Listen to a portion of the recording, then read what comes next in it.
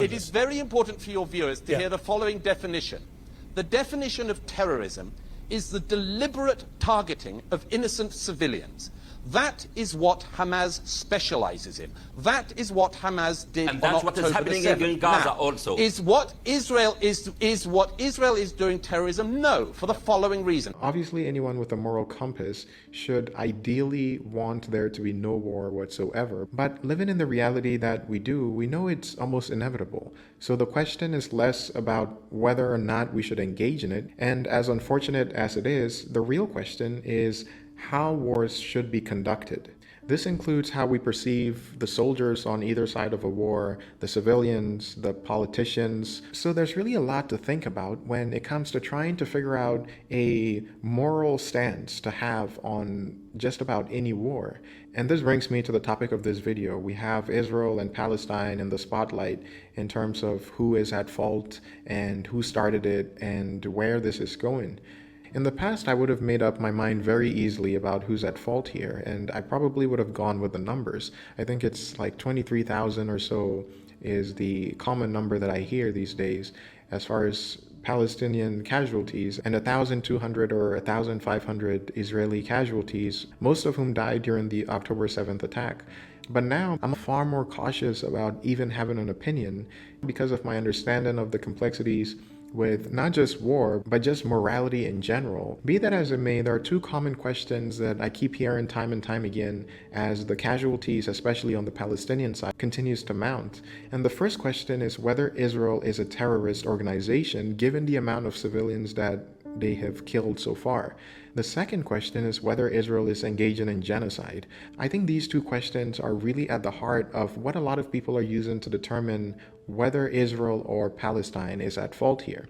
I saw a video that was enlightening on whether or not Israel is a terrorist organization given the amount of civilians that they've killed, because the charge is usually that if we're considering Hamas to be a terrorist group, because of the amount of civilians that they killed, then why is Israel not also a terrorist group, given the exponentially more civilians that they've killed? Let's watch. It is very important for your viewers to hear the following definition. The definition of terrorism is the deliberate targeting of innocent civilians. That is what Hamas specializes in.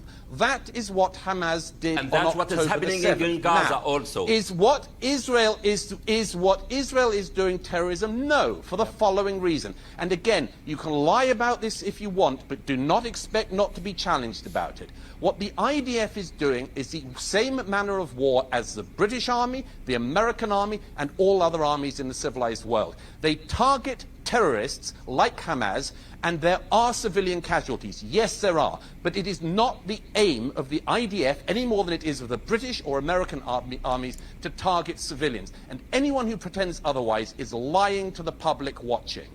All right, Douglas, final. I think this is a very important point because as much as people would like to split hairs about what Hamas did and compare that to what Israel is doing, it's been obvious even before the war, based on what Hamas leaders have actually said, that the eradication of Jews is their main purpose, indiscriminate of military or civilian, not to mention the disregard for their own fellow Muslim and fellow countrymen's lives. I think this is a very important moral distinction to make between Israel and Hamas, regardless of how many Palestinian casualties there are.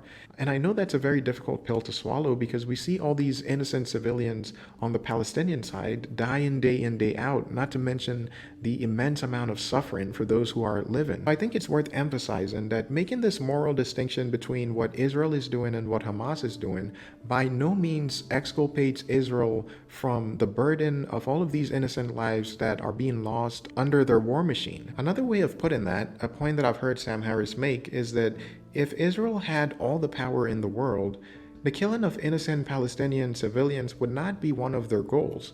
But on the flip side, if Hamas had all the power in the world, they would annihilate every single Jew that there was.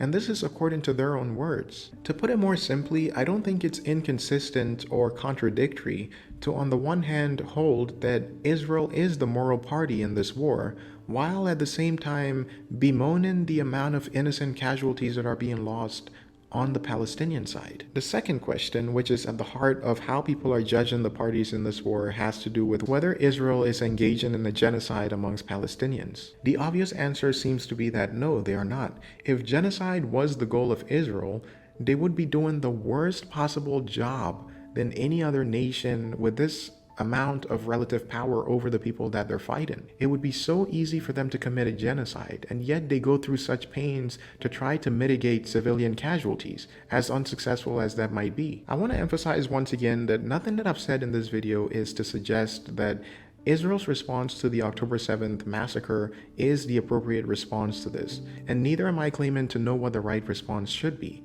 But as far as who holds the moral culpability in this situation, I find it abundantly clear that the worst that Israel can be accused of is having an inappropriate response to what happened to them, and a response that may very well continue to cause a lot of unnecessary suffering and death. But it's also abundantly clear that they are neither a terrorist state nor a genocidal one.